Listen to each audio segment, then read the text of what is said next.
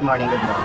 Bueno, bilang presidente ng ating bagong administrasyon, meron akong mga gustong i-announce sa inyo. I-announce ko ang mga new appointments para sa ating cabinet and other key positions sa ating government.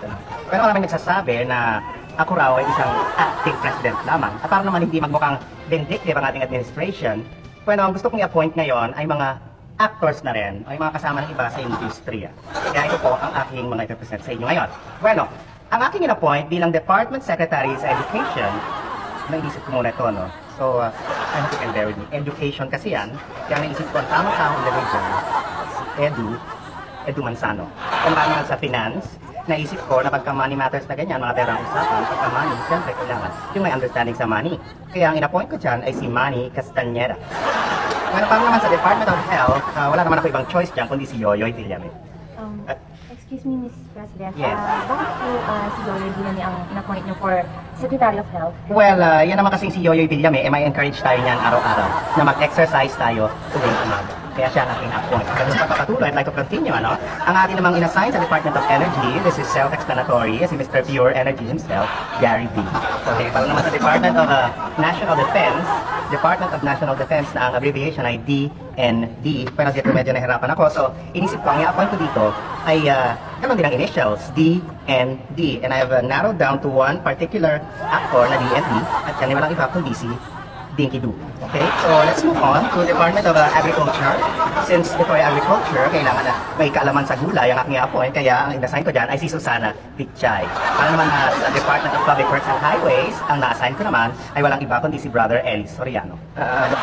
Madam President, gusto ko lang po itanong kung bakit po si Brother Eli Soriano inyong in-appointed. Well, that's a very interesting question. Kaya ko naman i-appoint si Brother Eli Soriano dahil siya ay kailangan may kaalaman sa mga kalye at kalsada, at si Brother Eli ay maraming alam tungkol sa dating daan. Okay? Pero tayo naman, meron dati tayong tinatawag na Presidential Commission on Good Government.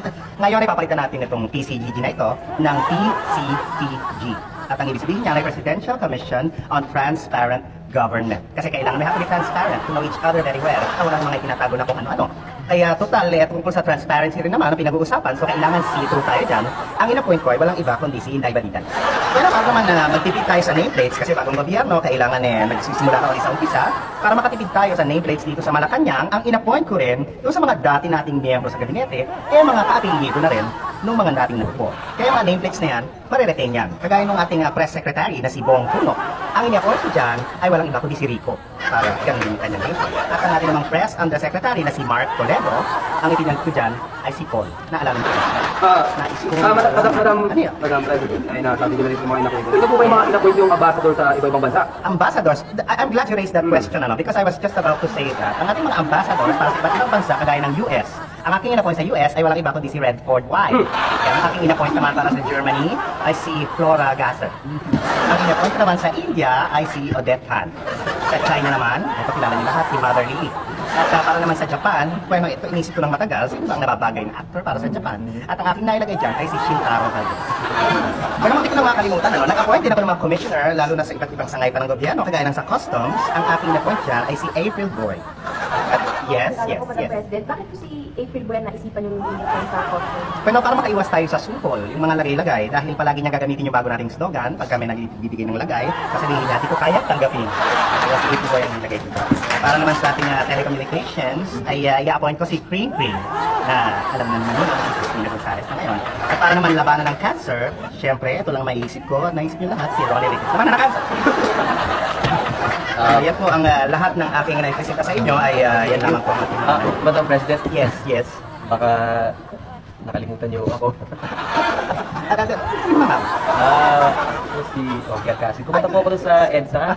Yes, and what can I do for you? Basta tandaan niyo lang po, nandito ako, hindi sa'yo. So gusto mo rin ma-appoint. Bueno, since isang awitin ang iyong in-offer na katanungan at paglalakad sa akin, isang awitin din ang isasagot ko sa iyo. Alin po yun? Bakit ngayon ka lang dumating sa buhay ko? Well, that concludes our meeting for today. I'll see you later in the Okay.